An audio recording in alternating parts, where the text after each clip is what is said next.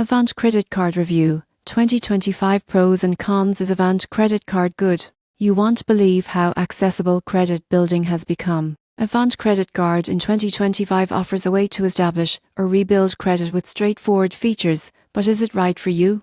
The surprising truth is flexibility. Most people get this wrong by assuming secured cards are the only option for credit building. Avant offers an unsecured card for those with fair to average credit, providing credit line increases over time. This makes it easier to manage payments and improve your credit score gradually. Another advantage is transparency. You won't believe what happens next when you see the upfront fees, interest rates and payment terms clearly listed online. Part includes features like free access to your credit score and payment reminders to help you stay on track. However, there are cons. Annual fees and higher APRs compared to premium credit cards may be a downside, especially if you carry a balance. Rewards are minimal, so the card is primarily for credit building rather than perks. Also, approval isn't guaranteed for applicants with very low credit scores. In conclusion, the Avant Credit Card in 2025 is ideal for anyone looking to build or rebuild credit responsibly.